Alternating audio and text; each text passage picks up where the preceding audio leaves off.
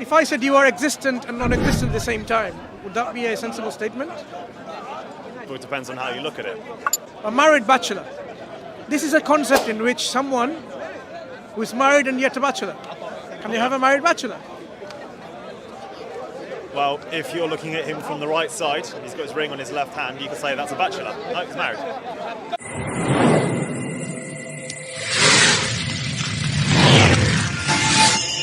Are there indications already out there which somehow points to a designer of this universe?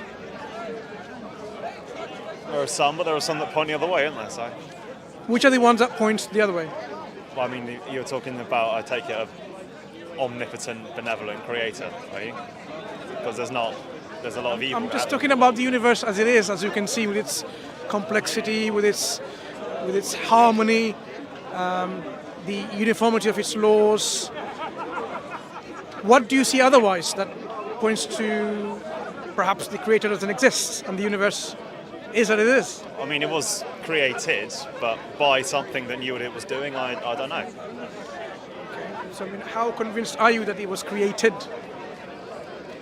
I mean, there's a lot of evidence for the Big Bang, isn't there? That's something happened, and then there was the universe. And we can measure that, so yeah, that's pretty convincing.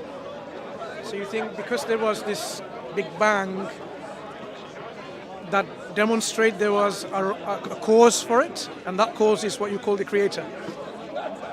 I mean, I don't know what would have caused the Big Bang. I have no idea, but there must have been a cause, right?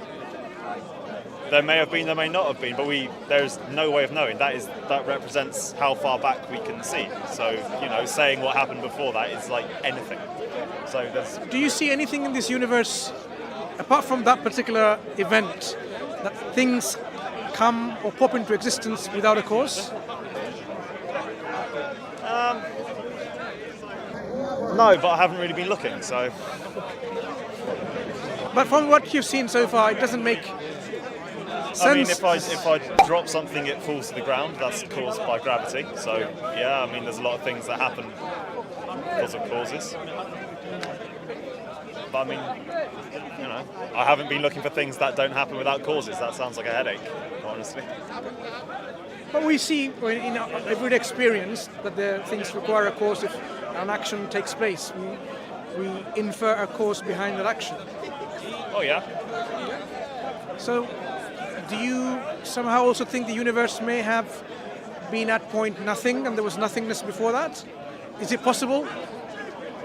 Yeah, possible. Then how? But it's also possible that there was something, and that something was So let's talk about the options which says there probably wasn't anything. If there was nothing to begin with, no energy, no power, no intelligence, no agency. Sure. How would something arise from that nothing? I don't know, but no one knows. Yeah, but if you look at it conceptually, it doesn't even make sense. I mean, conceptually, a lot of things used to make sense conceptually, a lot of things that make sense now used to, make no sense whatsoever. People used to not understand that the Earth was round and went around the sun. But now that was, conceptually impossible for people to believe that the Earth was a globe. But now we understand that it is. I mean, at what point people thought the Earth was flat all the time? There are people who are flat Earth, actually some people here today even are flat Earthers. I mean, but the reasons are not because it cannot be round, it's because they haven't had experience of understanding the structure of the Earth to make it. But it's not a logical impossibility for them. Yeah, so we have, but because no one at all has experience of what was before the Big Bang, and there's no way of conceptualizing it, saying it's one thing or the other is completely pointless. Yeah. And I'm not. That's why we are saying instead of going into the Big Bang, the issues about whether the nothingness or nothing can originate anything. In our everyday experience, in the life that we are living, in the physics that we are familiar with, you cannot have something originating or arising from nothingness. This is true, but I'm not naive enough to say that my everyday life is everything that's out there. So, who am I to say that I've experienced everything and that therefore this is correct? Yeah, but aren't there certain things that we hold them to be true universally regardless of whether there's another universe or a multiverse, logically speaking, because Well, yeah, but like that's just as far as we know. As far as we know, So all the things we say that we think are true, we could discover something that means they're entirely wrong. so if I said you are existent and non-existent at the same time, would that be a sensible statement? But it depends on how you look at it.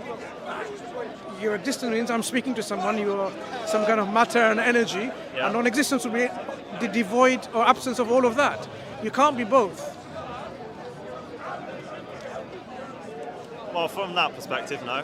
So yeah, I So do if we exist. understand nothing and something, in Yeah. the same understanding, nothing cannot originate anything in any universe. In any... As far as we know, but we don't know everything. And Yeah. anybody that says we know Yeah. everything is So wrong. should we not operate under what we already have our reasons? Because in I everyday mean- life, you use this intellect and reasons and rationality to live your life. True, but I also think it's important to bear in mind that that's not all there is, and that there are new things that will be discovered all the time. So, yeah. Do you think there might be ever a possibility of a squared circle anywhere in another universe? Or a married bachelor? I haven't looked into it, so I don't want to. Yeah. I don't want to say I have absolutely no Let's- experience in it at all. Okay, think about it. A squared circle is something that is a combination of both. A square with, four sides and you've got four angles, Yeah. and circle is not like that. So you cannot have a squared circle because they are, by nature, All right. What if you draw a circle, draw a square, they're the same width across, and you look at them from sideways on, they look the same. that's not a squared circle anyway. Well, how would you know? If you're looking at it from sideways, they're both aligned. It's not about looking at it sideways. In reality, think about this example where you can't draw a married bachelor. This is a concept in which someone who is married and yet a bachelor. Can you have a married bachelor? Well, if you're looking at him from the right side, and he's got his ring on his left hand, you could say that's a bachelor. No, he's married. If you're married, you're not a bachelor by definition. Well, by the definition that we use, yeah. But Yeah, that's the necessarily- definition we agreed to when we are, Sure. living our everyday experience in life. So this is how we go about. So we can't just be open to every single possibilities. Do you think? Let me ask you this question. Do you think everything is possible given enough time? Yeah, given enough time. Probability says that anything can technically happen. Yeah. Really? Given enough time, everything is possible? With an infinite amount of time, Yeah. things that are incredibly, incredibly unlikely. So it's very unlikely that this will catch fire. If I waited forever, eventually it would catch fire. That's just So given enough probability. time, Yeah. you can be someone like a married bachelor. If the definition, given enough time, the definitions might change. No, the definition that we agree to. Well, right now they might change. No, over no, an the infinite definitions. We go by definitions language because that's how our concepts are. So when we talk about existence and non-existence, we are not going to change the definition to what it means by existence and what it means by non-existence. Yeah. Okay, fair enough. But then you're defining something that is either one way or the other. In reality, that's never the case. Nothing is 100% one thing or the other, ever. But there are things like this where they are diametrically opposed. They're contradictory. Such as? Yes, mutually exclusive. The example I've given you, existence or non-existence. You either exist or you don't. You can't be both existent and non-existent at the same time. Well, so This is a fundamental law of logic in the principle of non-contradiction. in the way you're viewing things, you know that I exist, right? You take a look on that bus over there. There's somebody on there. To them, I don't exist because they never No, met me. in reality, In their reality,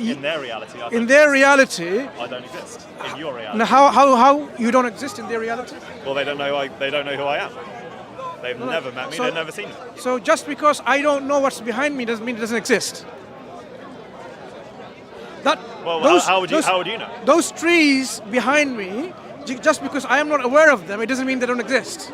You've already seen them, though. I mean, I haven't seen what's behind my back now. It doesn't mean they don't exist. My ignorance of some things, it doesn't somehow amount to the actual reality.